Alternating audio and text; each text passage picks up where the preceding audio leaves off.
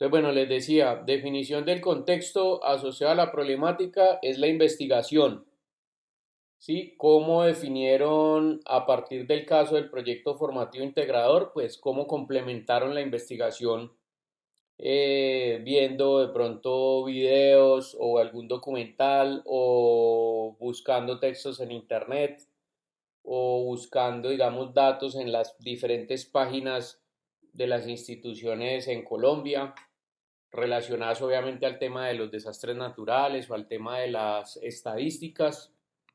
Mm, Este es el árbol de problema que fue lo que entregaron ustedes ya recientemente, entonces ahorita también les voy a dar unos comentarios acerca como de la metodología del árbol de problema. En general estuvieron bien, pero faltó un tema relacionado a la justificación de las causas y los efectos. Ahorita les hablo de eso. Análisis de los procesos de indagación social, pues como en este caso los procesos de indagación social se han basado más que en entrevistas o encuestas, se han basado en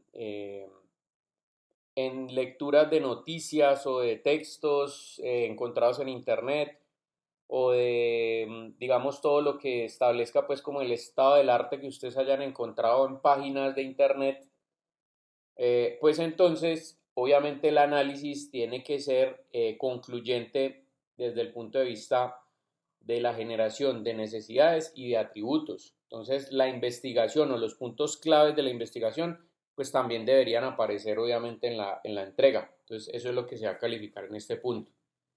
Perfil de usuario, entonces recuerden que puede ser no necesariamente uno solo, pueden ser varios dependiendo cómo definan ustedes los usuarios y dependiendo obviamente si la situación problema la están tomando ustedes como causa, o sea, o como el presente o como los efectos futuros que tenga. Entonces el perfil de usuario pues básicamente consiste en la metodología que me permite a través del mapa de empatía establecer como o crear la personificación, digamos, de todos esos usuarios a quienes se les está presentando la problemática y que, pues, por supuesto, desean algún objeto para resolverla. Entonces, como les digo, dependiendo cómo, desde la óptica en la que ustedes la hayan identificado, desde las causas, desde el tiempo presente de lo que se está generando, o sea, mientras sucede la problemática, o desde los efectos, es decir, a tiempo futuro. Entonces, ese perfil de usuario podría ser o un cliente, entendiendo que el cliente es el que paga por el producto, o un usuario principal, es decir, la persona que interactúa con el producto. Necesidades es la detección de las necesidades y la clasificación en las 5 grandes familias: reales, manifestadas, percibidas, culturales, debidas a un uso no previsto. Atributos de diseño son las declaraciones del cliente convertidas en características de diseño, en lo posible en parámetros que puedan ser medidos para poder ser implementados en la solución.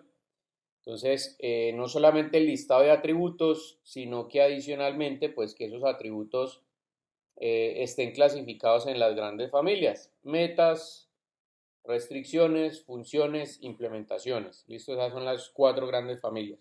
Y finalmente, la metodología del árbol de objetivos ponderado, que fue lo que vimos la clase pasada.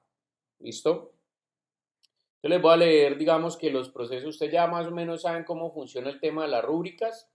Sin embargo, les voy a leer pues como, digamos, en qué consiste cada uno de los puntos. En la definición del contexto o la definición del estado del arte de la problemática, es que ustedes presenten información relevante para exponer el caso de estudio.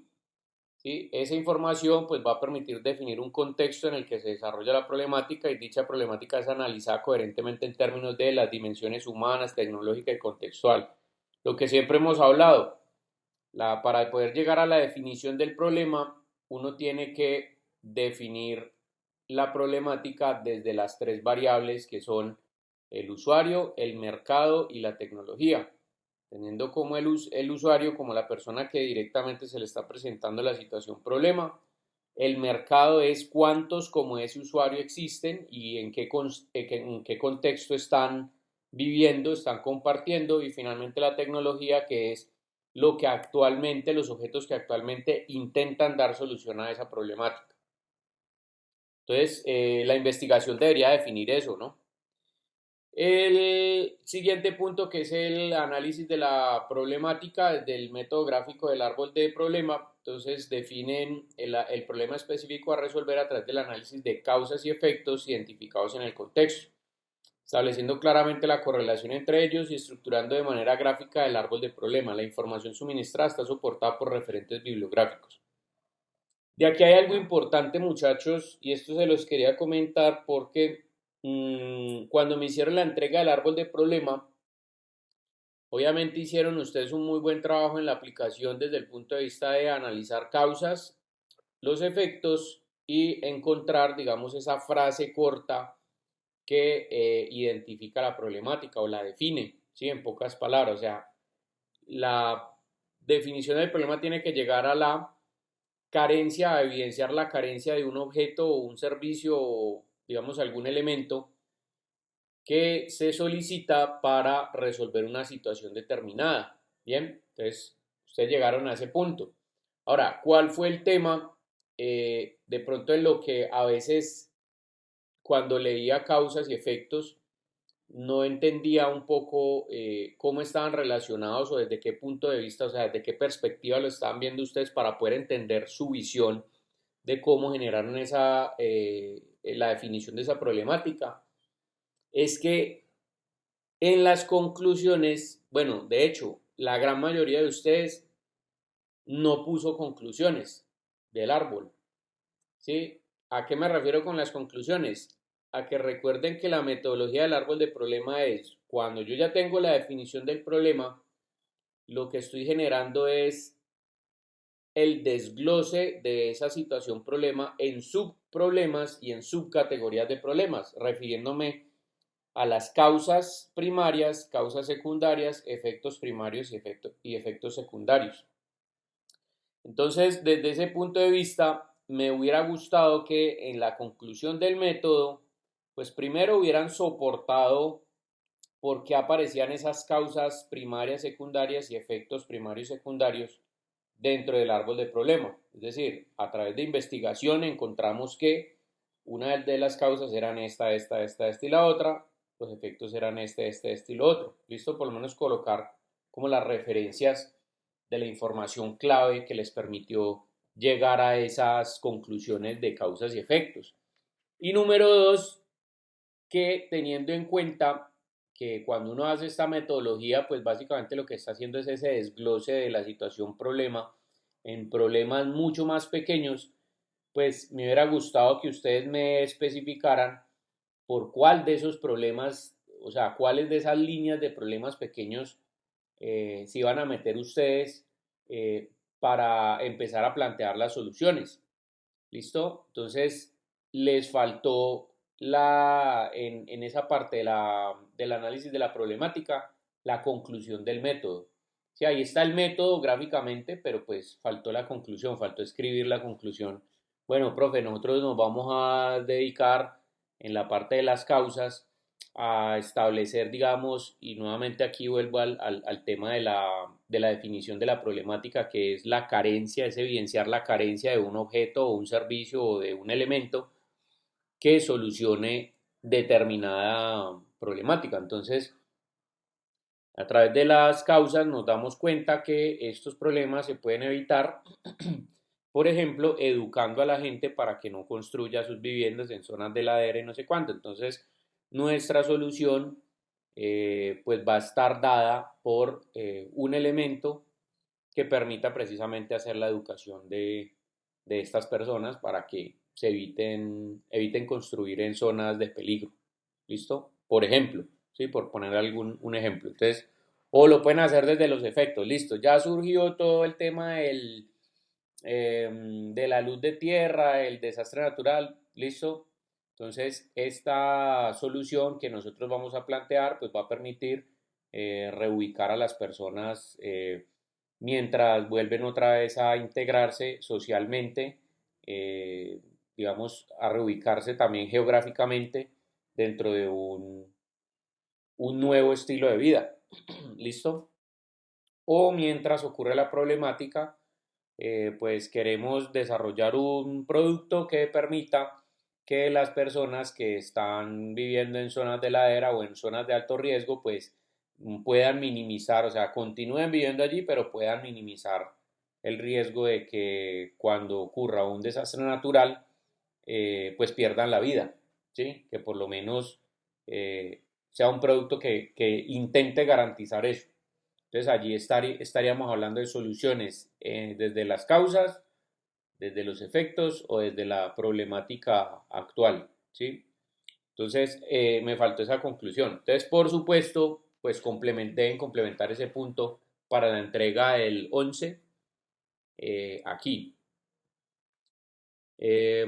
Bueno, ese es el análisis y la síntesis de los procesos de indagación social. ¿A qué me refiero? Pues a que obviamente con la investigación que ustedes hicieron, pues puedan justificar por qué van a tomar la problemática desde las causas, desde los efectos o desde la parte presente. Bueno, perfil de usuario. Entonces el estudiante presenta un perfil de usuario coherente tanto con el problema planteado como con los resultados del proceso de indagación social, en el que se redacta a manera de síntesis una descripción sobre sus hábitos y necesidades, diligenciando de manera completa la ficha entregada para tal fin. En este caso no es una ficha como tal, sino pues estamos hablando desde del mapa de empatía.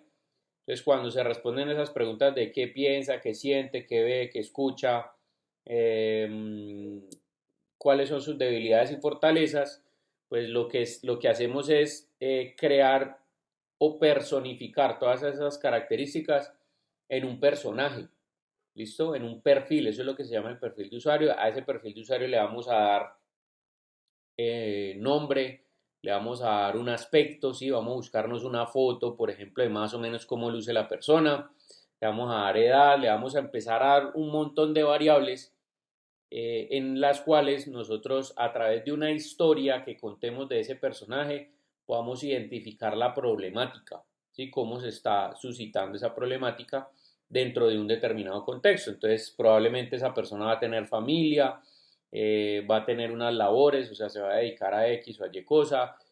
Vamos a poder entender por qué, por ejemplo, está viviendo en una zona de alto riesgo. Vamos a entender por qué, por ejemplo, después de que pasó la tragedia, entonces quedó sin vivienda, no sé qué, y cuál fue la forma en la que normalmente, digamos, el gobierno los ayudó o ayuda a la gente, sí, que es como lo que le pasa a todo el mundo. Entonces, ahí va a estar ese perfil de usuario. Recuerden que como nosotros habíamos visto en el ejemplo, yo les mostré a ustedes un ejemplo de un perfil de usuario de un personaje que se llamaba Miguel, que le gustaba cocinar, que le gustaba la tecnología, que bla, bla, bla.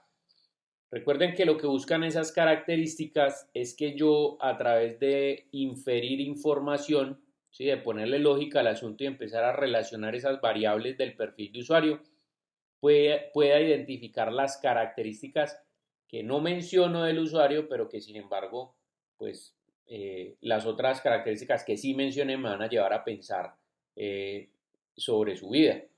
Por ejemplo, con quién se junta, digamos, cuántas personas conforman a su familia, qué hacen esas personas o qué hacen esas familias, en dónde viven, cuánto se ganan, cuál es su actividad económica, lo que les gusta, lo que no les gusta, qué dificultades tienen con X o Y cosa, ¿listo? Entonces también para que lo tengan en cuenta cuando vayan a crear esos perfiles de usuario. Luego la detección de las necesidades, entonces básicamente es presentar un listado de necesidades y clasificadas en las 5 grandes familias, ese sí está pues como muy claro.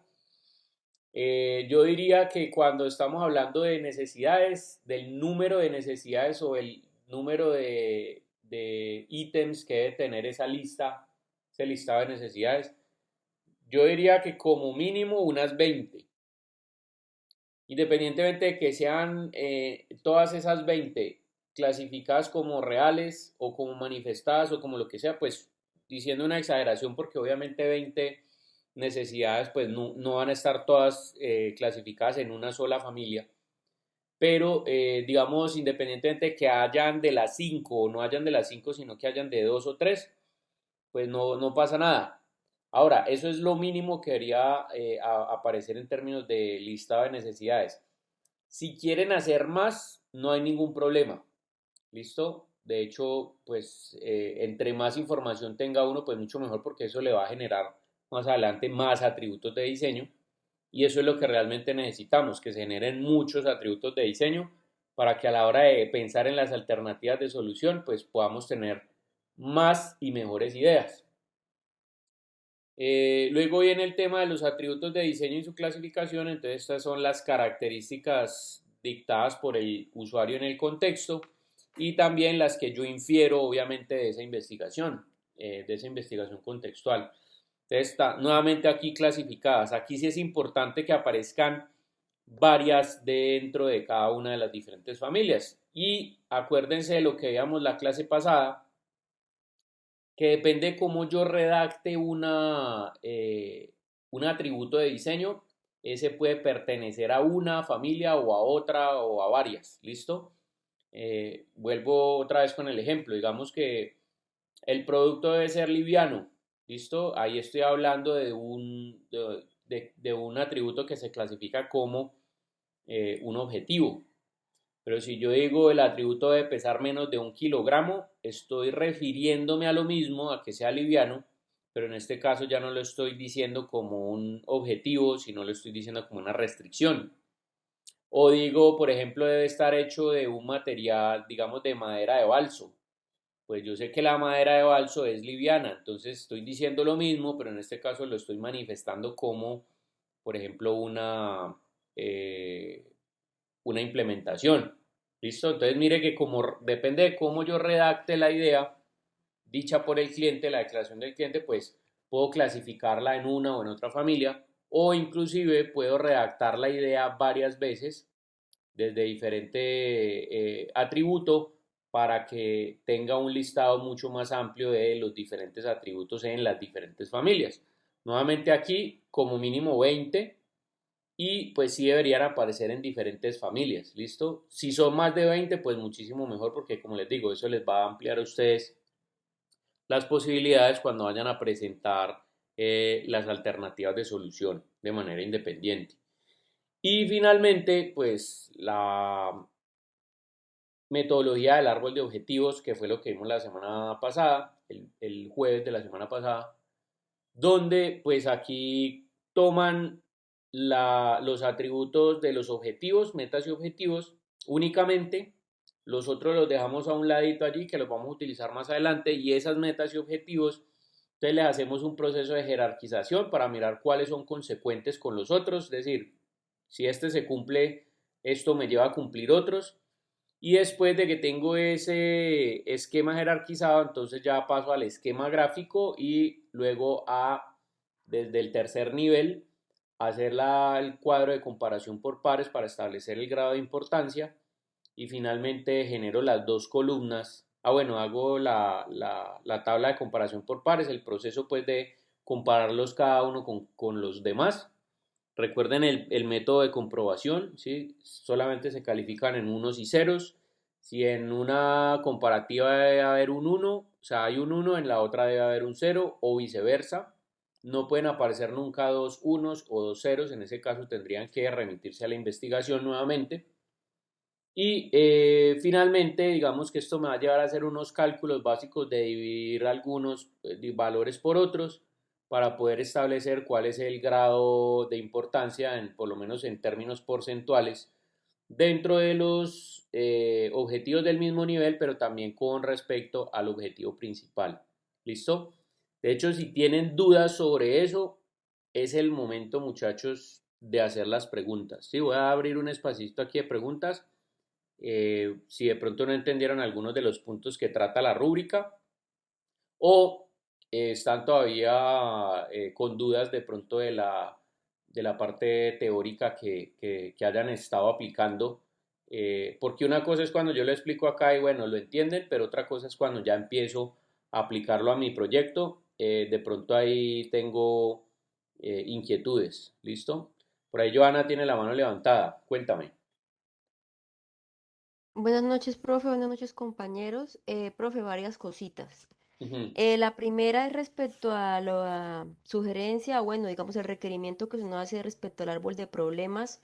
Eh, Profe, lo que pasa es que la semana pasada se le preguntó a usted varias veces de qué era lo que teníamos que entregar.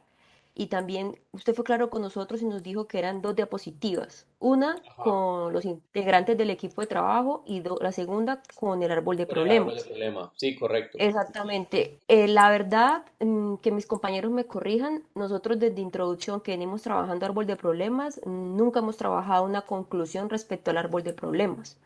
Entonces, pues en esa parte sí nos declaramos ignorantes y pues tendremos que complementar el trabajo porque realmente no sabíamos que eso, una conclusión lo acompañaba. ¿Listo? Ujú. Correcto. Eh, Respecto a eso que aparece en la rúbrica, donde dice definición del contexto, análisis de la problemática, pienso yo que este análisis de la problemática es lo que embarga el árbol de problemas y su explicación de su justificación de por qué y la conclusión. Sin embargo, yo tengo una duda y es la siguiente. También dentro del documento que usted nos entregó como guía para poder ir elaborando el informe final, ahí es claro el tamaño o bueno, cuántas páginas donde nos debemos ocupar por cada tema. Entonces, por Sí. ejemplo, en ese documento dice contexto y árbol de problema, una página. Ajá. Entonces, profe, yo no sé cómo, la verdad, cómo meter en una sola página el contexto y ese análisis de la problemática donde usted nos está pidiendo una justificación del árbol y una conclusión. Listo. O sea, Entonces te explico, Joana. ajá, Entonces, bueno, ¿por qué se pide una sola página? Porque no necesariamente tienes que hablar o justificar todas las vertientes o todas las causas y todos los efectos del árbol de problema. Precisamente cuando yo hablo de una justificación, es entender, por ejemplo, digamos que una de las vertientes del árbol de problema, o sea, una de las causas del árbol de problema es las personas construyen en zonas de ladera. ¿Listo? Otra vertiente de causas es el gobierno no invierte recursos en sistemas de prevención de desastres. ¿Sí? Son dos vertientes, o sea, dos causas diferentes de la problemática que influyen en la problemática, es decir, en lo que se está dando. Pero la solución puede estar dada desde la perspectiva en que tú tomes la causa A o la causa B, son diferentes. Porque en este caso, por ejemplo, la solución de la causa relacionada con el gobierno, por ponerla, digamos, como causa A, si te fueras a meter por esa causa, entonces la justificación podría ser, eh, digamos, crearemos o un proyecto que pueda ser implementado, digamos, desde el Congreso de la República para permitir que estas personas o las personas que están en este tipo de tragedias, pues hagan parte de un proceso digamos, de recursos, de distribución de recursos, de prevención de desastres que va a incluir, digamos, como metodología el gobierno nacional. Y esa solución es diferente a si tú te metes por la causa B, que es la relacionada a que la gente construye viviendas en zonas de ladera, ¿sí? De los ríos.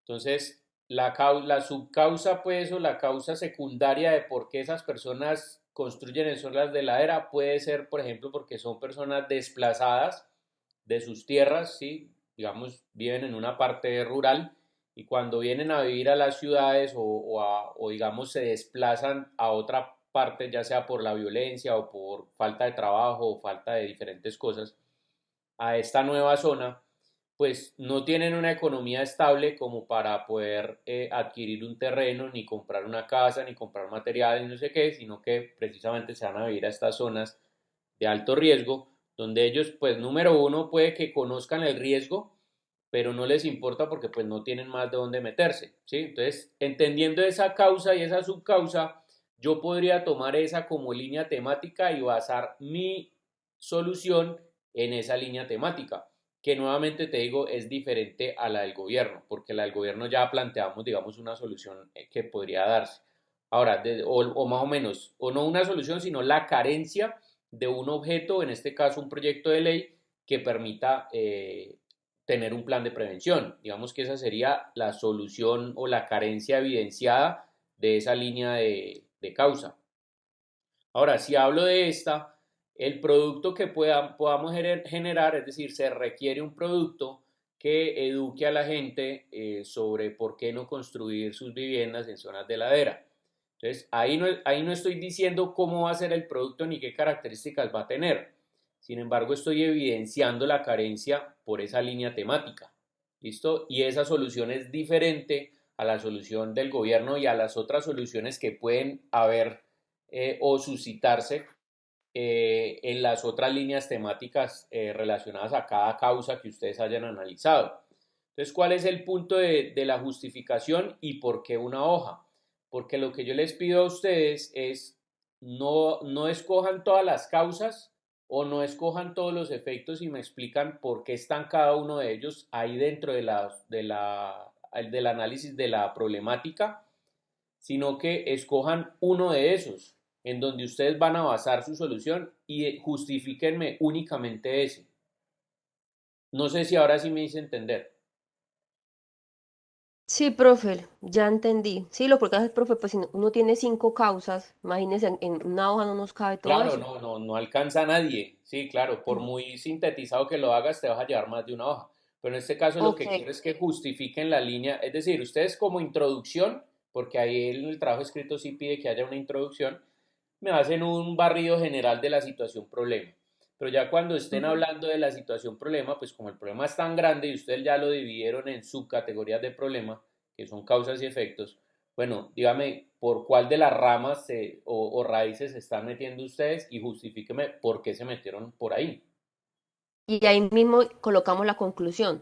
O sea, Es amarramos correcto, todo ese pedazo. Ok. es correcto. Listo, profe. Otra cosa, respecto a este análisis y síntesis de los procesos de indagación social, profe, dentro del trabajo no hay espacio, o sea, en ninguna parte del trabajo nos dan espacio para esto. Hay un espacio que es de 2 páginas, que es el mapa de empatía, el perfil de usuario y la tabla de necesidades. Ahí nos dan Ajá, 2 páginas.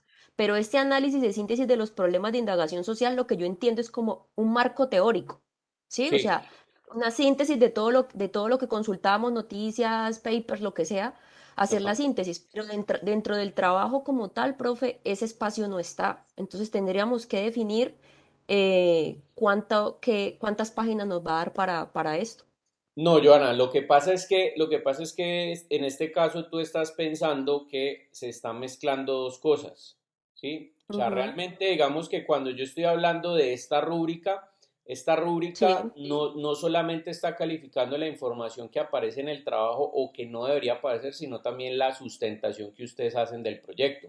Entonces hay algunas cosas que obviamente no van a aparecer en el trabajo, como por ejemplo el análisis y síntesis del proceso de indagación mm, porque ustedes no me van a explicar en el trabajo cuál fue el proceso de indagación que hicieron. Es decir, me vi 2 documentales, busqué, digamos, 7 artículos en la página del periódico El Tiempo, encontré no sé cuántos artículos o no sé cuántas entradas, digamos, en la página del DANE que me especificaban cuántas personas han sido afectadas y ta. Eso no, porque lo que yo requiero, obviamente, no es que me muestren todo, digamos, todo el proceso de investigación. O sea, sería imposible leer, o sea, que yo pudiera leer todo lo que ustedes han investigado. Sí, si han sido horas y horas y horas de investigación y probablemente sea, digamos, libros o cosas en las que ustedes hayan encontrado, pues leerme todo eso para entender la perspectiva de cada uno, pues sería como imposible en el tiempo que tenemos. Entonces, en ese o caso, lo sea, que yo pretendo con estos puntos es no necesariamente que aparezcan en el trabajo escrito, porque la información del trabajo escrito es más concluyente que otra cosa, o sea, es muy sintetizada desde las conclusiones, o sea, me metí por acá y justifiqué por qué me metí por ahí. Tomé esta decisión y justifiqué por qué tomé esta decisión. Esa es como la prioridad que tiene el trabajo escrito, ¿sí? Como evidenciar por dónde se metieron ustedes y por qué lo hicieron por ahí.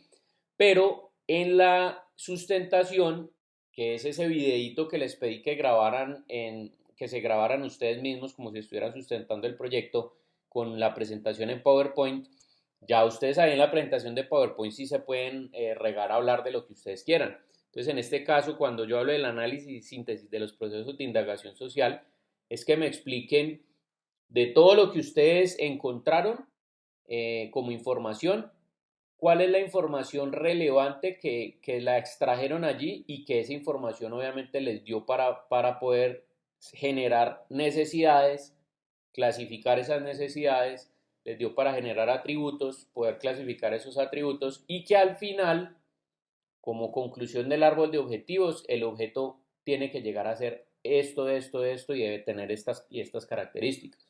¿Listo? Entonces, desde el punto de vista de la justificación en el video, sí te puede, o sea, ustedes se pueden regar en prosa con lo que quieran, pero recuerden que simplemente el trabajo escrito es un tema sintetizado, como que me vayan contando un poquito del proceso, ¿listo? Como para justificar por dónde se metieron, pero no Listo, necesariamente tiene que profe.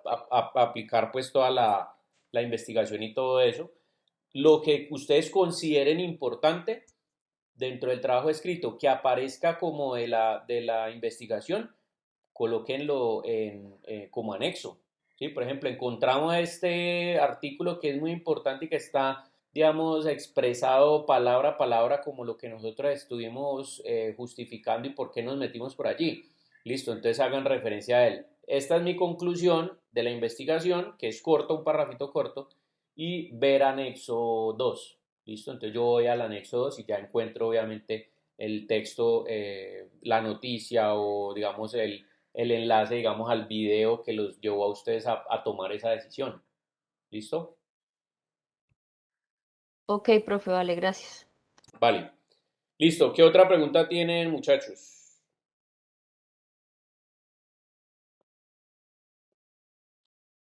Listo. Bueno, entonces, igual me imagino que en la medida en que ustedes vayan avanzando como con estos puntos, pues ahí se les van a generar algunas preguntas. Entonces, pues por ende, esperaría yo que de pronto me contactaran vía correo electrónico y ahí buscamos la manera, pues, como de asesorarlos.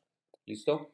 Entonces, por ahora, empiecen a desarrollar esto y ya, obviamente, vamos a sacar unos espacios entre las clases para poder ir resolviendo también inquietudes que vayan teniendo. Me gustaría hacerlo de la forma en la que lo estamos haciendo ahora, es decir, que no de manera individual con los grupos, porque hay algunas preguntas que de pronto tienen algunos grupos y que a otros no se les había ocurrido y que les puede desbloquear, digamos, alguna cosa que estaban pensando hacer o les puede dar ideas sobre cómo poder presentar la información. ¿Listo? Entonces, vamos a tener esos espacios en clase que son aparte, digamos, de las asesorías que podamos hacer de manera independiente. Listo, muchachos. Bueno, como Profe, tema del día de hoy, sí, cuénteme, ¿alguien por una allí va a hablar? preguntita. Es que, pues, usted no tenía eso como una rúbrica o algo que nos dijo, pero pues en las demás materias, generalmente cuando hacemos un trabajo en grupo, solo uno del grupo entrega eso. En Ajá. este caso, en mi grupo solo lo entregó uno, entonces los otros dos pues, obviamente no. Entonces le quería Sí, preguntar sí, si eso de pero se pronto... entiende que el trabajo se hizo en grupo, Juan Diego, Ah, porque listo, listo, profe. aunque ustedes me pasan, digamos, solamente hay una entrega, obviamente yo le califico a los tres con la misma nota, ¿no? Listo, listo, muchísimas gracias. Listo, bien. Bueno, sí, como para que quede claro eso, digamos que aquí en la plataforma de Hugo Virtual, cuando alguien sube el trabajo, pues no lo sube. Es decir, si el grupo está conformado por tres personas, no hay necesidad que los tres suban el mismo trabajo, ¿no? Simplemente decían entre ustedes quién entrega y esa persona lo sube y para de contar.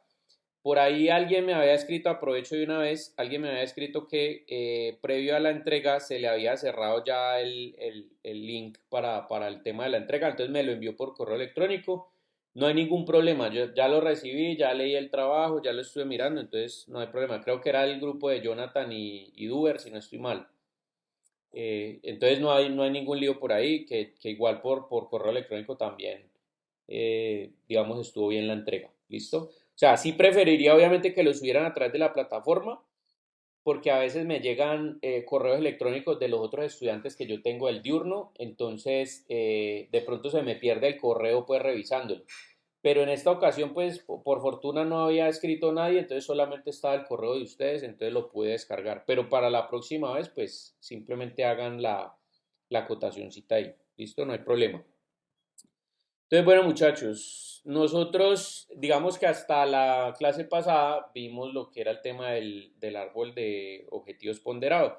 Ese árbol de objetivos nos llevó a establecer el grado de importancia de los diferentes objetivos y esto es bien importante porque como ya a partir de aquí se viene lo que es el proceso, el proceso creativo, es decir, el proceso de la generación de alternativas, pues aquí obviamente necesitamos saber cuáles son las características más importantes y recuerden que como conclusión del árbol, pues no es decir como, es que la característica más importante es que sea liviano o que sea pequeño o que sea transportable o portátil o que sea de bajo costo. Esa no es la conclusión como tal, la conclusión es, bueno, qué características físicas va a tener ese proyecto, ese producto, que hacen que sea de bajo costo. ¿Sí? Entonces, por ejemplo, va a utilizar muchas partes estándar o los tornillos, las tuercas, los mecanismos que va a utilizar son partes estándar. O, por ejemplo, cómo va a ser pequeño o va a ser pequeño, sí, pero pues qué característica hace que sea pequeño, no, por ejemplo, que mida, que esté, digamos, dentro de un volumen de 50 por 50 por 50. Por ejemplo, eso también lo hace portable. Entonces, para que sea portable y fácil de cargar, entonces va a contar con dos agarraderas a los lados que me va a permitir tomarlo mucho más fácil y poder cargarlo. Entonces, cuando estoy hablando de características como conclusión, pues precisamente son todos esos elementos formales y funcionales en los que ustedes están pensando que busquen describir la propuesta. Entonces, bueno, eso como conclusión me lleva a pensar entonces en algo muy importante que se llama el concepto de diseño. Entonces, de eso es lo que vamos a hablar hoy.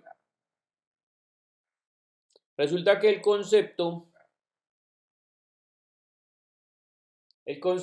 o digamos particularmente esta clase que vamos a hablar del concepto de cómo establecer un concepto de diseño y un concepto de proyecto, pues es lo que le da el nombre a este curso, ¿listo? Porque cuando nosotros hablamos de un concepto, pues un concepto es una idea que va a tomar una forma, que va a tener unas funciones, ¿sí?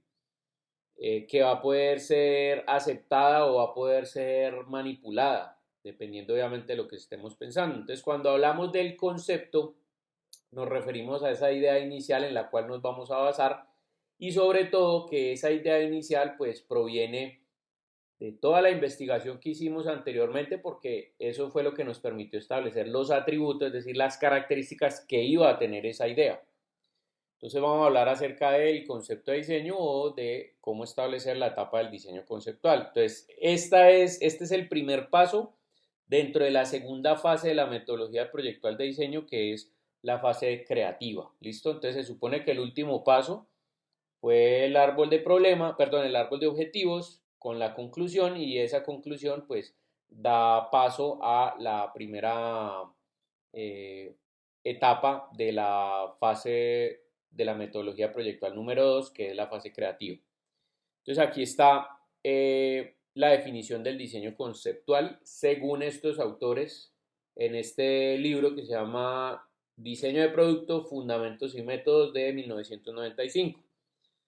Estos autores Rosenburg y Eichels dicen que el diseño conceptual es visto como la fase más importante del proceso creativo, debido a que las decisiones tomadas en esta etapa influirán en las fases posteriores. Entonces, esta como primera etapa de la segunda fase, pues es lo más importante. ¿Por qué? Porque de aquí en adelante, todas las metodologías o todos los pasos que vamos a ver, que vamos a ejecutar, dependen de esta etapa, de la etapa de establecer un buen diseño conceptual. Entonces, si la definición del problema era el paso más importante en la primera etapa, que es la fase de análisis, pues el paso más importante dentro de la segunda etapa es el diseño conceptual. ¿Listo? Entonces, ¿qué es un concepto? Un concepto es una idea que tiene un conjunto de atributos tangibles e intangibles.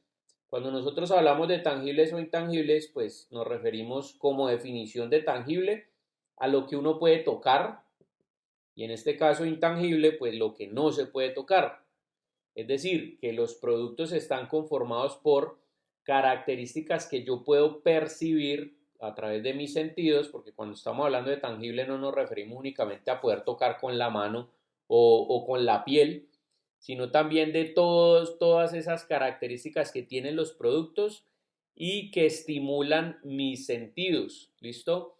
Entendiendo, por ejemplo, como esas características tangibles, el color, el tamaño, la forma, a qué huele, a qué sabe, ¿sí? Como ese tipo de elementos que precisamente están interactuando conmigo, con las funciones que yo tengo.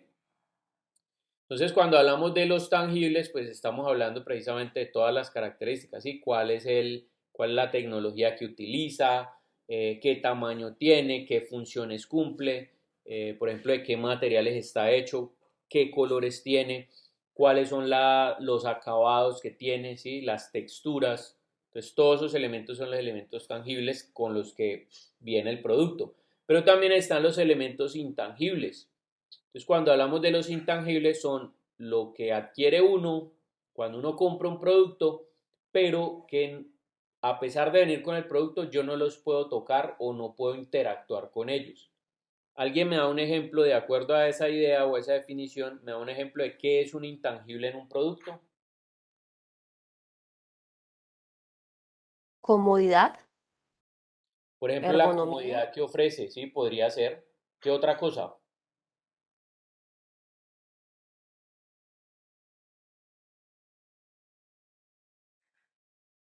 Bueno, póngale cuidado. Piensen en que los productos no únicamente es lo que yo veo, sino también lo que puedo percibir. Por ejemplo, cuando usted tiene un producto, digamos un producto Apple, que es, digamos, Apple es una marca que está bien posicionada. Cuando usted tiene un producto, usted, digamos, ve ese producto y entiende que ese producto tiene de alguna manera también o viene también de alguna manera con los atributos que tiene la marca. Es decir, que es un producto de alta calidad, ¿sí? Usted un producto que lo haga con la manzanita, con el logo de la manzanita, entiende que es un producto tecnológico, que es un producto de alta calidad, que es un producto costoso, ¿listo? Y eso son cosas que usted adquiere con el producto cuando paga por él, es decir, esos atributos de marca también, que son intangibles, los adquiere usted con el producto.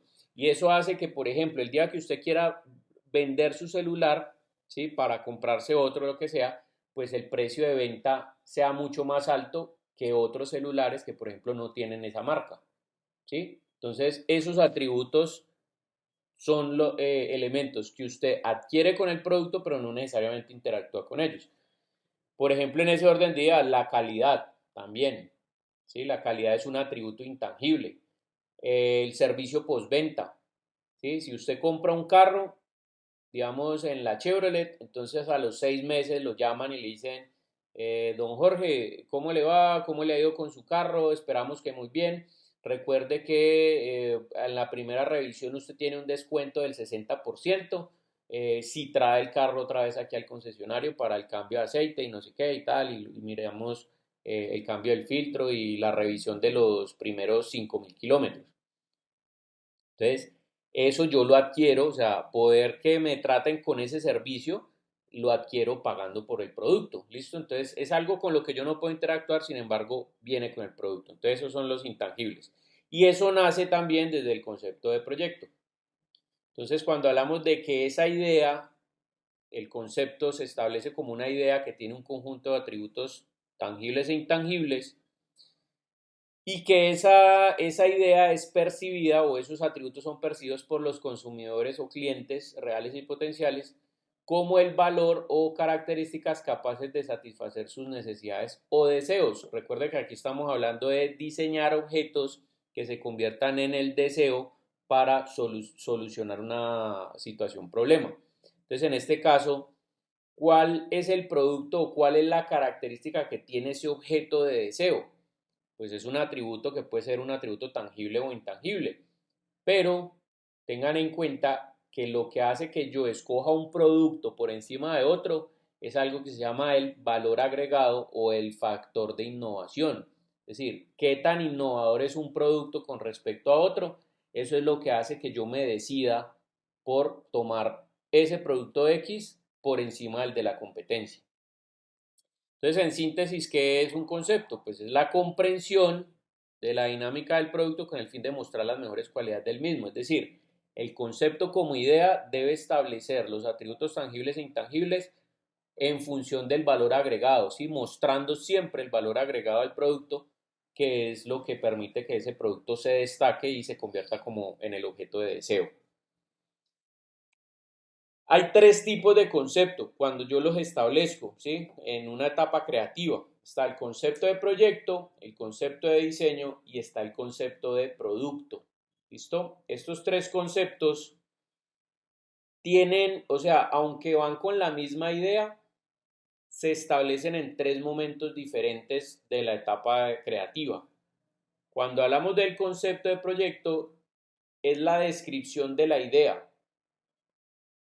Cuando me refiero a la descripción de la idea, me refiero precisamente a redactar un párrafo en el que se puedan establecer cuáles son las características tangibles e intangibles y el valor agregado que va a tener ese nuevo producto. Una vez establezco esa idea, entonces viene el concepto de diseño. Y el concepto de diseño es cuando yo como diseñador leo la idea, el concepto de proyecto, leo ese párrafo y digo, mire, aquí tengo unas determinadas características y esas características las tengo que transformar en formas y funciones. Entonces estos son los ejercicios de bocetación. Entonces, yo como diseñador entiendo la idea, bueno, entonces lo que tengo que hacer es esto, empiezo a darle forma y empiezo a plantear en el papel cómo va a funcionar, qué forma va a tener, qué características va del concepto de proyecto voy a incluir y cómo las voy a incluir. ¿Listo? Y finalmente viene el concepto de producto, que esto es, después de que ya tengo una idea funcionando en el papel, ¿sí? Una idea basada en este concepto de proyecto, en este ejercicio de redacción. Entonces ya aquí tengo la idea, pero la idea, o sea, sobre el papel todo funciona. Entonces ahí que viene. Empiezo a hacer un modelo o un prototipo de esa idea. Eso es el concepto de producto. Es decir, ¿cómo llevo esa idea a la realidad? Esa idea que tengo dibujada a la realidad. ¿Listo? Entonces esta es la idea central. ¿Cómo llevo esta idea dicha a un boceto? Y luego, ¿cómo llevo ese boceto a la realidad? ¿Listo? Esos son como los tres tipos de concepto.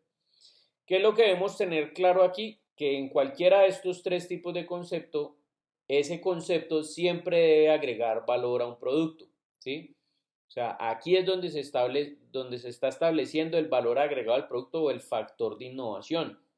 Independientemente de los dos tipos de innovación que se generen, que ya habíamos hablado que es innovación radical cuando se rompe el paradigma, ¿sí? Cuando se crea una tecnología totalmente nueva o un producto totalmente nuevo que no existía, o la innovación incremental cuando el producto hace lo mismo que su predecesor, pero lo hace mejor, lo hace con mejores características, digamos, tiene mejoras en el tema del diseño, de cómo luce, ¿sí? De los materiales que utiliza, etc. Entonces yo les voy a mostrar esto en un ejemplo concreto para que ustedes me entiendan la idea. Me imagino que ustedes conocen un automóvil o una marca de carros que se llama Mini, que hace unos carritos que son los Mini Cooper. Menos que los han visto alguna vez. Resulta que esa marca, bueno, tenga un recorderis aquí. Resulta que esa marca de carros hace mucho tiempo, estamos hablando más o menos en el 2001,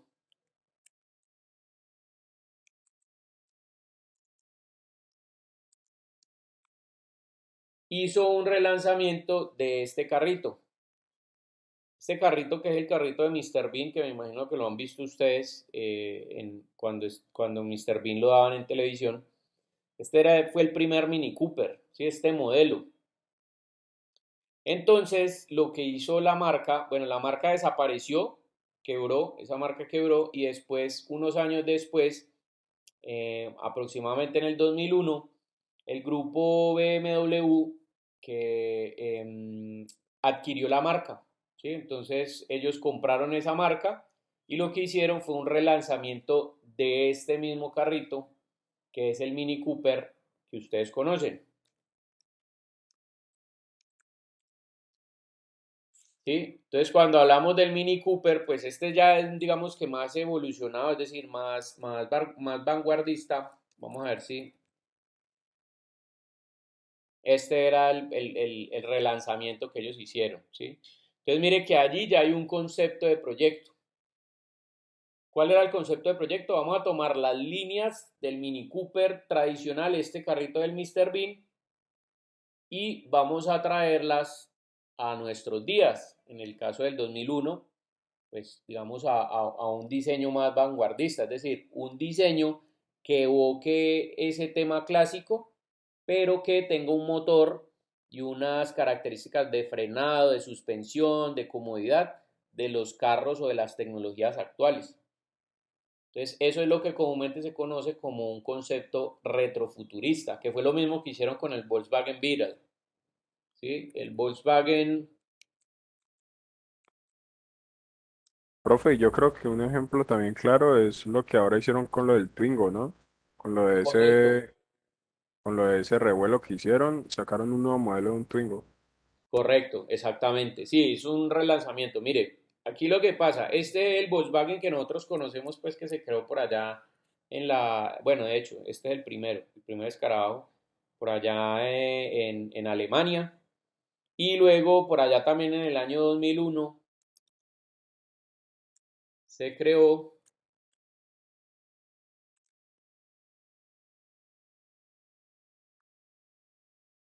sí, se creó, mire, cambió de esto a esto. ¿Sí? Entonces, eso es lo que se llama un concepto retrofuturista y exactamente lo que dice el compañero. Es como, digamos, el Twingo que nosotros estábamos acostumbrados, listo, ahorita por el tema de la canción de Shakira, me imagino que habrá tenido que ver mucho con eso, pues hizo también un relanzamiento, entonces tomó las mismas líneas del Twingo antes o el mismo concepto de ser un carro pequeño, compacto, económico, y se hizo un relanzamiento pues ahora aprovechando la coyuntura pues aquí publicitaria entre Shakira pues y este man. Entonces, bueno, eso es, digamos, el concepto básico que había tenido. Entonces les voy a mostrar ya contextualizado a qué me refiero yo.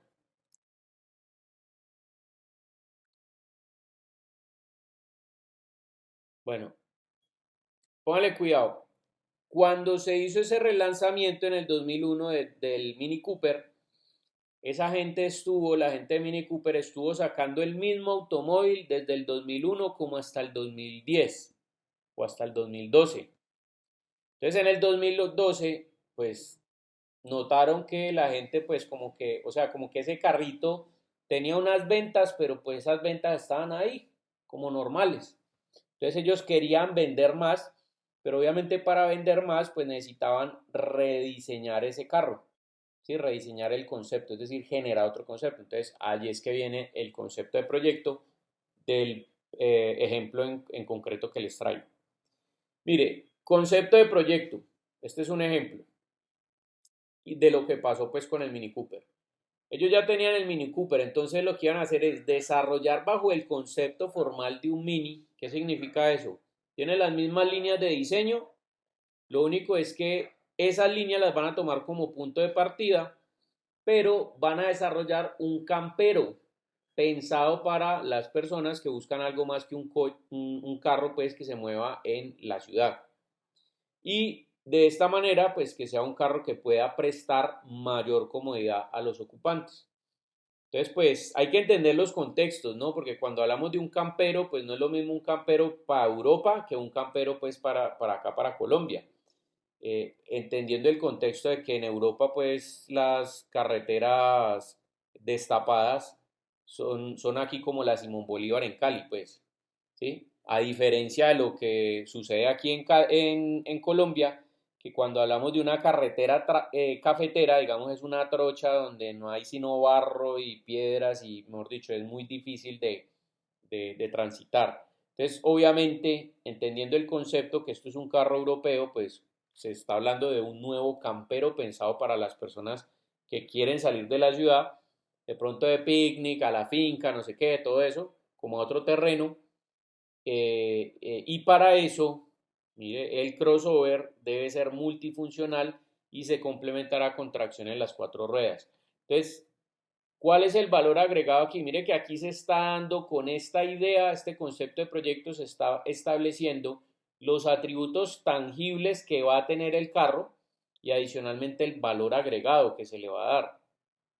¿Cuál es el valor agregado? Pues que va a contar con tracción en las cuatro ruedas, pero adicionalmente también los atributos que va a tener es que, por ejemplo, si es para los caminos rurales en Europa, pues probablemente vaya a tener una mayor altura, las llantas vayan a ser más anchas, el carro vaya a ser un poco más grande para buscar la comodidad de los ocupantes. Sí, va a tener, digamos, características diferentes a lo que se acostumbra a ver en un Mini Cooper, por lo menos hasta el año 2012. Entonces, bajo este concepto de proyecto, arrancaron los diseñadores a plasmarlo en papel. Entonces, es lo que ustedes ven acá y es lo que se llama el concepto de diseño. Toman esta idea y empiezan a bocetar. Entonces, mire, ¿qué características podemos ver acá? Mire que ellos parten del concepto formal de un Mini Cooper actual. Las líneas de diseño son muy parecidas, cambian ligeramente porque el carro cuenta, por ejemplo, ahora con exploradoras, es un poco más alto que el carro convencional, las llantas son más grandes, son más gruesas, ¿sí? Mire que aquí, por ejemplo, cuando están las puertas abiertas, entonces se ve que hay un espacio mucho más amplio para que las personas puedan ingresar y descender del vehículo. Y lo mismo en la parte de atrás, tiene una bodega muy grande. Por ejemplo, si uno quiere irse de picnic, pues para poder llevar maletas y llevar cosas. Entonces mire que ahí es donde está el valor agregado del producto. ¿Sí? Tomaron un Mini Cooper normal y lo que hicieron fue añadirle más cosas para aumentar ese grado de innovación, ese valor agregado y hacer un relanzamiento de este carro que pudiera reventar las ventas. Entonces, listo, eso es muy bonito y sobre el papel funciona, pero entonces, ¿qué pasa con el concepto de producto? Entonces ellos empiezan a desarrollar este producto ya a que funcione en la vida real. ¿Listo? Entonces, aquí es donde viene cómo hacen ellos modelos y cómo hacen la etapa del concepto de producto, que es llevar a cabo, bueno, si las puertas abren más aquí, vamos a hacer que eso funcione. Entonces, ¿cómo tiene que ser la forma de las bisagras? ¿Sí? Si, digamos, es más alto, entonces, ¿cómo tiene que ser la suspensión? Entonces, aquí viene todo el proceso que ustedes ven, por ejemplo, o han visto.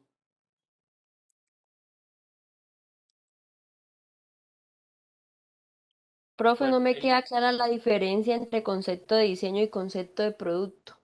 que el concepto de diseño es cuando tú tienes plasmado las líneas de diseño en un dibujo, ¿listo? Y el concepto de producto es cómo llevas a la realidad ese dibujo, es decir, cómo haces una maqueta o cómo haces un prototipo o cómo haces un modelo en general.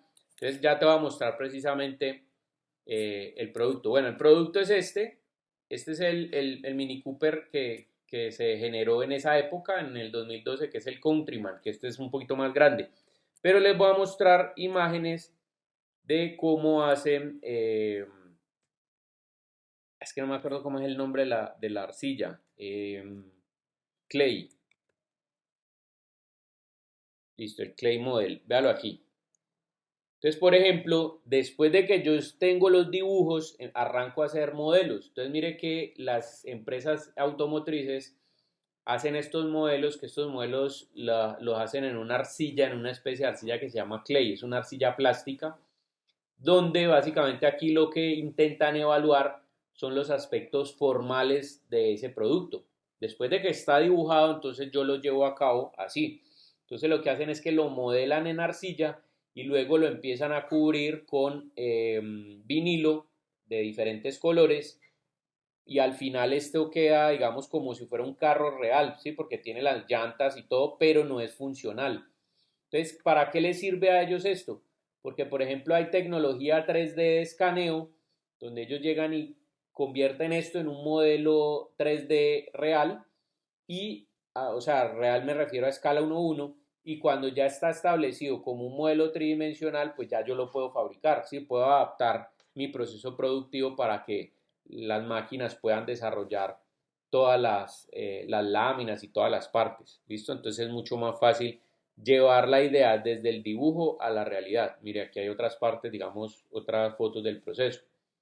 Mire que aquí el producto, perdón, el carro no está puesto sobre el piso, sino que lo ponen en esta grúa, precisamente porque como el modelo está hecho de arcilla, no se puede poner en el piso porque la arcilla o sea, se va a deformar. ¿Listo? Y esto en algunos casos los llevan, digamos, a esas ferias de diseño automotriz, como para ver hacia dónde van las ideas. Entonces, estos ejercicios de modelado, o sea, de cuando ya invierto o pongo tiempo, digamos, en modelar en 3D un objeto, en generar un prototipo, en generar una maqueta, es lo que se llama el concepto de producto. ¿Listo? Entonces, aquí digamos que boceto la idea, tengo la idea clara desde lo gráfico y luego aquí empiezo a hacer la evaluación formal, estética, funcional, para que todo lo pueda llevar, digamos, a un modelo o a la producción real. ¿Listo? Entonces, cuando hablamos de los tres tipos de concepto, para que tengamos claro, concepto de proyecto es la idea que se va a seguir. El concepto de diseño es el boceto de esa idea, es decir, es llevar esta idea a un elemento visual, ¿listo? Y cuando hablamos del concepto de producto, es llevar esta idea visual a una idea real, a una idea tangible, ¿listo? Entonces, en ese orden de ideas, pues aquí también entran una serie de tecnologías que permiten obviamente llevar al objeto a la realidad. Por ejemplo, si nosotros pensamos en las tecnologías de modelado tridimensional, podemos ver, digamos, cómo anteriormente, cómo probaban un puente. ¿Sí? Un ingeniero civil hacía el diseño de un puente y eso cómo lo probaban. Pues la manera de probar era construya el puente y después de que esté construido póngale un montón de tractomulas o peso encima del puente y esperemos 7 días a ver si se cae. Hoy en día no hacen eso, ¿por qué? Porque hacer eso es costoso. Entonces, ¿qué es lo que hacen? Pues hacen el diseño del puente, después de que tienen el diseño del puente, entonces crean un modelo tridimensional y ese modelo tridimensional le aplican una serie de fuerzas y cosas, es decir, hacen una simulación de cómo se comportaría con X cantidad de peso o con el viento o todo ese tipo de cosas y con los datos que obtienen de esa simulación, entonces ya corrigen detalles y ahí sí lo construyen.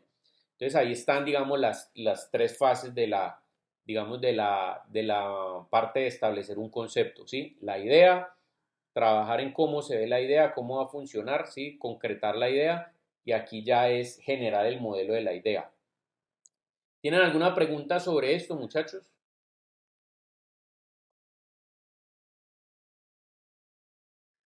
Listo. Entonces entendimos el concepto de proyecto. ¿Qué es lo que ustedes van a tener que hacer entonces? Aquí abro paréntesis. En relación al concepto, a establecer el concepto. El concepto lo van a establecer en grupo.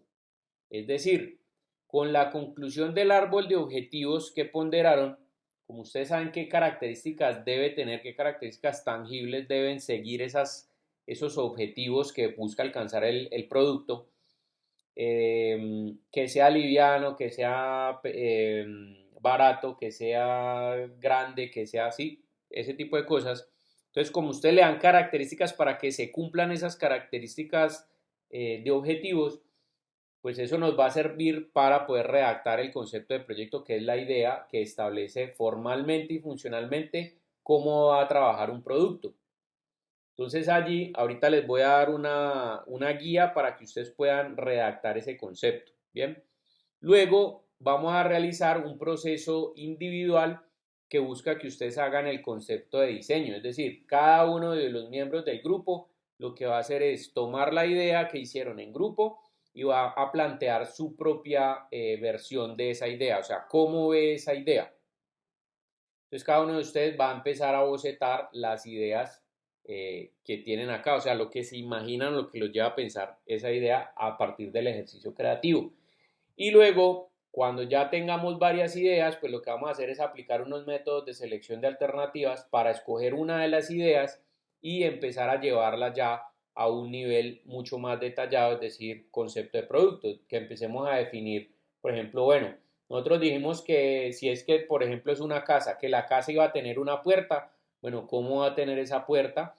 ¿Cómo se va a abrir esa puerta? Ah, esa puerta va a tener unas bisagras, bueno, ¿cuántas bisagras va a tener? Esas bisagras, ¿cómo las voy a sujetar? Con tornillos, no sé qué, es decir, el diseño en detalle, ¿listo? Ese va a ser más o menos el panorama de lo que vamos a hacer de aquí en adelante hasta finalizar el curso.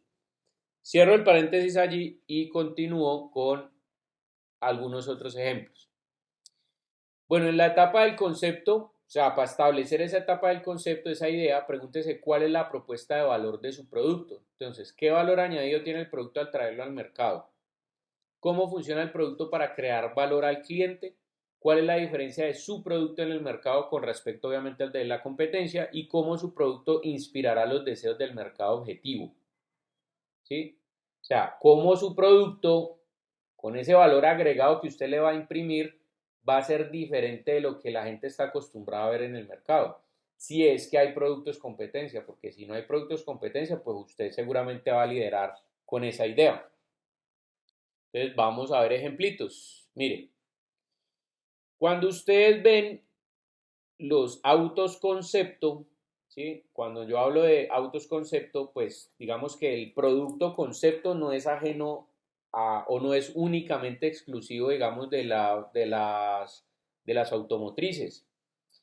También hay vestuario concepto. Me imagino que lo han visto alguna vez cuando ven esas pasarelas de diseñadores, que todos nos hacemos la misma pregunta. Bueno, y en esos modelos que van caminando ahí con esos trajes estrambóticos y que tienen unas mangas y que son coloridos y que son grandísimos y unos materiales raros y tal, y que se ve, o sea, que cuando uno se los ve puesto un modelo, uno dice, uno siempre hace la misma pregunta y la pregunta es, ¿quién se va a poner eso? O sea, ¿quién va a comprar eso? ¿Sí? Entonces, para que no vayan a cometer el tema allí de pecar por ignorancia, les comento que eso es lo que comúnmente se conoce como vestuario concepto. Y resulta que el vestuario concepto se hace es para poder identificar los elementos que están en tendencia actualmente para que los diseñadores que están asistiendo a esa pasarela en la que están desfilando estos modelos con vestuarios concepto puedan identificar esos elementos y aplicarlos en sus colecciones que ya son de la ropa que sí se comercializa. ¿Listo? Entonces simplemente es un vestuario, el vestuario concepto es un vestuario que funciona como inspiración para que los diseñadores, valga la redundancia, se puedan inspirar en él y puedan sacar propuestas novedosas en términos de uso de materiales, de colores, de formas, bueno, de un montón de cosas en la ropa que sí nosotros compramos. ¿Listo? El resto de industrias pues no son ajenas a este tipo de cosas, particularmente la industria automotriz también genera los autos concepto. Este, por ejemplo, es un concepto del año 2001 de un BMW que se llama Gina. El proyecto se llama Gina. ¿En qué consiste el BMW? Es un BMW cuya carrocería no está hecha con lámina. ¿Sí? Lo que nosotros estamos acostumbrados a ver es que los automóviles pues estén hechos con plástico y con láminas de acero. En este caso, BMW está creando un automóvil que su carrocería sea de una tela, ¿sí? Y esa tela va a tener un valor agregado, le va a dar un valor agregado al vehículo y es que cuando el vehículo está andando, ella puede ser, o sea, tiene una aerodinámica activa, es decir, que la aerodinámica se va acomodando para brindarle mejores prestaciones al automóvil. Por ejemplo, como todo esto está hecho de tela, cuando el carro vaya a una velocidad mucho más alta, el spoiler que ustedes ven acá, él se sube para que el carro pueda pegarse más al piso. También el hecho de que la carrocería sea en tela hace que las líneas de diseño se vean continuas, ¿sí? Que no haya subdivisiones de las líneas de diseño como lo hay actualmente en los automóviles. Me refiero, por ejemplo, a que usted ve que las líneas de diseño siempre van en el mismo sentido de la longitud del automóvil. Pero, por ejemplo, la línea de las puertas, para poder que una puerta se abra, tiene que cortar verticalmente la línea de diseño. Entonces, en este caso, no las corta. ¿Sí? ¿Por qué? Pues porque aprovechan que la tela se puede doblar simplemente para que las líneas sean siempre continuas, entre muchas otras cosas que a nivel interno también funcionan. Por ejemplo, a nivel interno también está hecho de tela y entonces cuando las personas se suben, las butacas, las bancas se pueden acomodar o el espacio pues, del conductor se puede acomodar para darle una mejor comodidad al usuario. Les voy a mostrar un videito de todas las características que les hablo. Bueno, permítame un segundito. Yo hago primero aquí el tema de compartir, o sea, para que se pueda ver el video. Listo, ahí está. Y permítame aquí también, pauso un momentico la grabación porque si no, no me dejan subir el video por derechos de autor a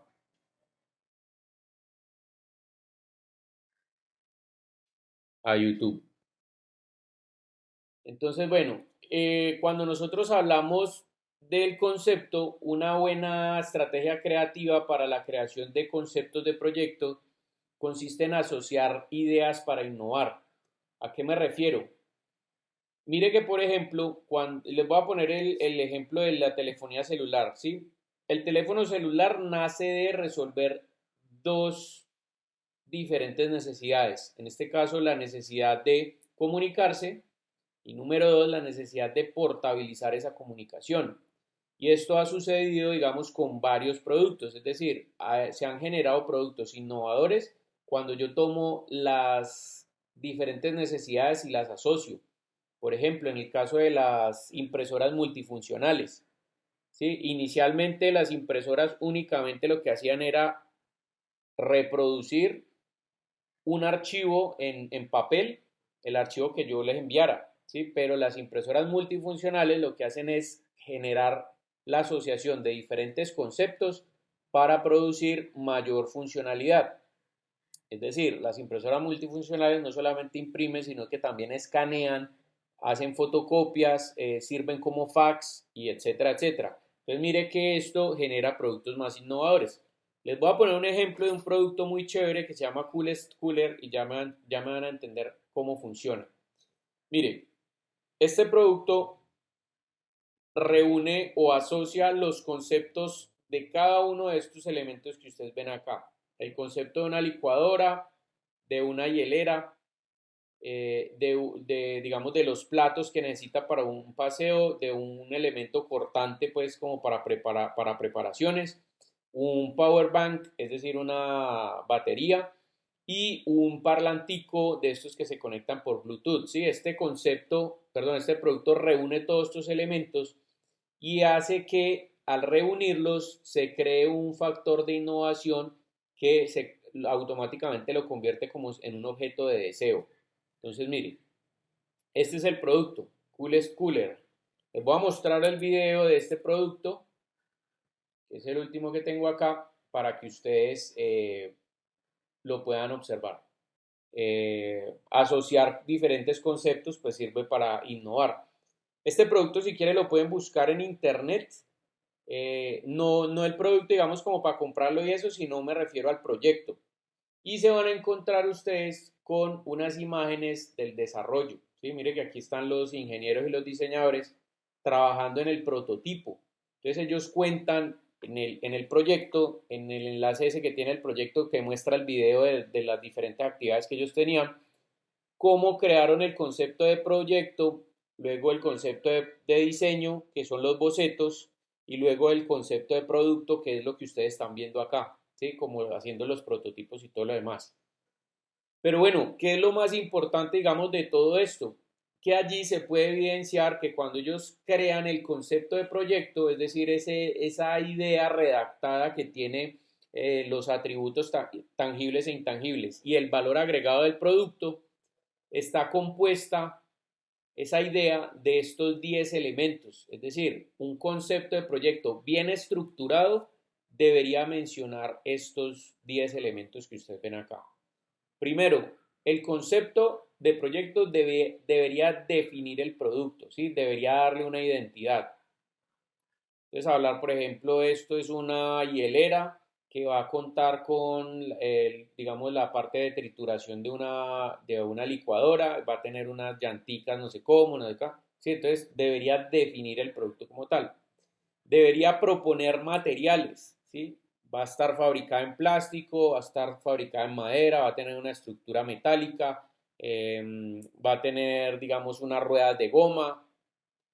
Propuesta formal, entonces va a ser cuadrada o va a ser redonda o va a ser alta o va a ser más larga que ancha o va a ser modular dependiendo obviamente de la forma que vaya a tener. Propuesta de acabados, entonces va a tener acabados lisos o va a tener, digamos, algunas superficies que me van a permitir transportarlas que generen fricción con la mano o va a tener unas superficies que permitan identificar, por ejemplo, las funciones, ¿sí? Por ejemplo, los botoncitos que tengan unos altorrelieves que sepa dónde se va a prender y de dónde se va a apagar. Establece funciones. Entonces va a poder enfriar la comida, va a poder conectarse con Bluetooth con un celular para poder reproducir música, va a poder cargar celulares a través de un puerto USB. Entonces, mire, ahí estoy estableciendo funciones. Tecnología de funcionamiento. Funciona con baterías, funciona conectada a la corriente, funciona con un panel solar, funciona con gas o es un mecanismo manual, dependiendo obviamente de lo que ustedes definan. Propuesta de uso, entonces, ¿cómo lo van a utilizar? Lo puede utilizar, digamos, una persona en condiciones, digamos, que esté en una silla de ruedas, o lo pueden utilizar niños de 6 años en adelante, que ya por lo menos entiendan cómo es el manejo, digamos, de oprimir botones y no sé cuántas, o va a tener un panel táctil, ¿sí? Definición de usuario, ¿quién lo va a usar? Esto es para adultos o para mujeres o para personas entre los 30 y los 45 años. Bueno, ¿en dónde va a ser utilizado? Entonces, va a ser utilizado, por ejemplo, para paseos o lo van a utilizar en la casa, en la cocina, en la alcoba, dependiendo de donde sea. ¿Y cuál es el factor diferencial o el valor agregado? En este caso, el valor agregado de este producto es que este producto reúne un montón de funciones que una hielera normal no la tiene. Y ese valor agregado es lo que hace que si yo me encuentro en un centro comercial o digamos, en una tienda, esta hielera y una hielera convencional, yo prefiera, por un poco más de plata, adquirir esta hielera porque esta hielera me está dando ciertos beneficios que la otra no. ¿Sí? Con la otra a mí me tocaría llevar una licuadora, me tocaría llevar un power bank, un parlante, bueno, diferentes cosas, y esta ya lo tiene todo incluido. Entonces ese es el valor agregado que hace que yo escoja este producto por encima de los otros. Entonces, bueno, muchachos, ese es la clase de hoy. Cuando ustedes estén estableciendo el concepto de proyecto, traten de incluir todas estas características. ¿Qué es lo que podemos ir haciendo? Pues como ustedes ya digamos que viene la segunda entrega o la segunda preentrega más bien, que es el tema de las necesidades, pues si quieren también van estableciendo pues este concepto de proyecto de una vez como idea, lo van estableciendo para que vayan adelantando trabajo y también en clase los podamos revisar y podamos hacer correcciones pertinentes por lo menos de esta parte. ¿Listo? Entonces, bueno, ¿alguna otra pregunta, muchachos, que se les quede por ahí en el tintero?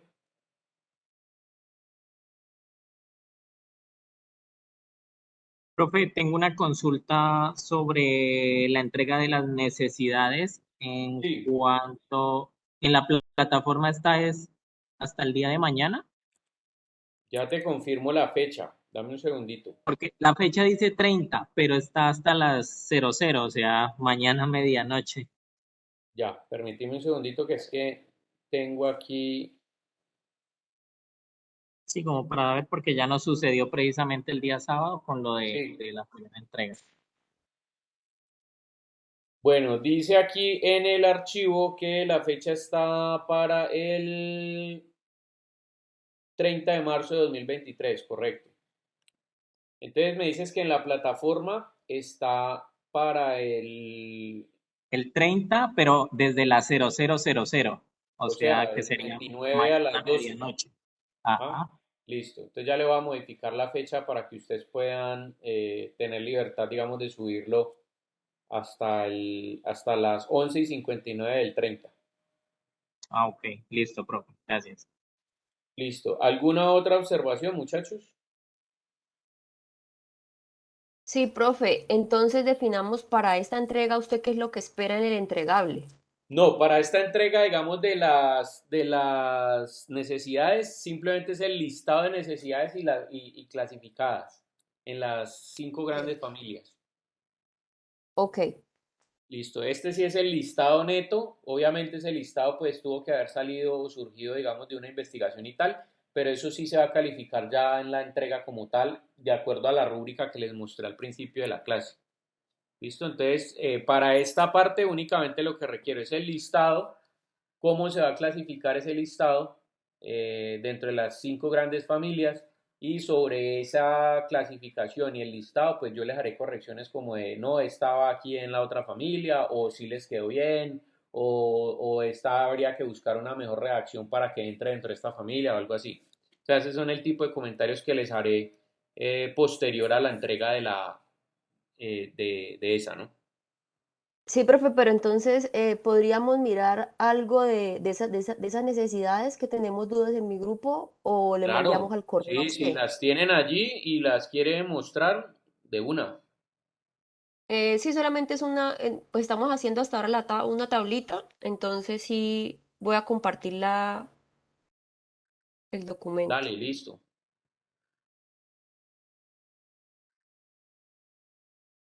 Profe, ¿hacia dónde va la duda? Nosotros hemos elaborado esa tablita en donde estamos buscando como las necesidades y de una vez clasificándolas, ¿cierto? Ajá, sí.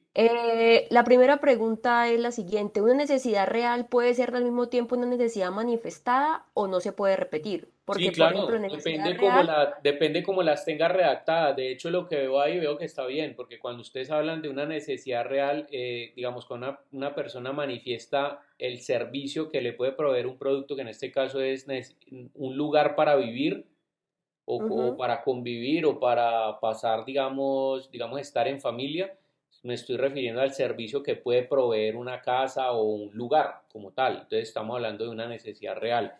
Pero cuando ya se manifiesta en un producto como por ejemplo una casa o un apartamento, entonces sí estoy hablando de una necesidad manifestada. Sí, totalmente, está claro allí. Y no hay ok, ningún problema, digamos, que sean dos necesidades que lleven a la misma a idea, lo mismo. pero desde Ah, la ok. redacción se pueden clasificar de maneras diferentes. Ok, listo, profe. Por ejemplo, en educación, nosotros tenemos, digamos, dos necesidades manifestadas y es uno, programas de alfabetización y un computador. El computador es algo material, ¿cierto? Tangible. Y los Correcto. programas de alfabetización serían como algo más intangible y es un servicio. Pero entonces, ¿sí esos programas de alfabetización entrarían como necesidades manifestadas? En este caso, si lo manifestó el usuario, sí, pero si ustedes fueron los que lo percibieron, entonces no sería una necesidad manifestada, sino percibida. Me refiero a que es diferente cuando alguien te manifiesta y te dice, no, es que aquí el gobierno nunca nos ha traído un programa educativo. Ahí lo Ok. está manifestando el cliente, Ujú, ¿listo? Pero si tú sí. estás notando que en la situación, digamos, no hay educación, en la zona no hay educación, y tú dices, ah, como no hay educación, aquí se podría plantear o implementar un programa de alfabetización y educación técnica, ahí sería una necesidad percibida, porque eres tú la que está percibiendo la necesidad como una oportunidad de negocio. Ok, listo, profe. En el tema de necesidades culturales, pues nosotras hemos encontrado estas dos, pero no sabemos, eso digamos que relacionados con ese perfil de usuario que tenemos, ¿no? Ajá. Entonces, que es gente que cree mucho en Dios, tiene mucha fe, gente que pues le gusta departir los fines de semana con sus vecinos, con su familia. Entonces, encontramos estas dos necesidades. Uno, que haya espacios religiosos y dos, que pues digamos que haya parques para que se puedan concentrar la familia los domingos. ¿Eso sí aplicaría para una necesidad cultural, profe? Sí aplica, pero ojo con la redacción, porque si ustedes colocan como digamos, espacio religioso, estamos redactándolo como si lo hubiera manifestado el cliente. O sea, como necesito un espacio donde poder practicar mi religión, eso no sería una necesidad cultural, sino una necesidad manifestada. Entonces, en este caso, más bien la invitación es a mirar como ejercicio de redacción si lo que la necesidad no es un espacio religioso, sino, digamos, que las personas, lo que me estás diciendo, que el usuario se entiende como una persona religiosa y que necesita estar constantemente alimentando su fe, esa sería la necesidad cultural hablando. Ah, ¿Listo? ok, listo, profe, listo, queda claro. Y ahora viene en la que sí estamos como perdidas, profe, y es en las necesidades debidas a uso previsto. Porque Ujú. realmente para este usuario, o sea, ayer hablábamos y decíamos, de pronto, como están, estas necesidades están relacionadas como a cómo debe ser usado ese producto, ¿no? Ajá. Entonces hablábamos si de pronto ahí podría ser el tema del uso de suelo.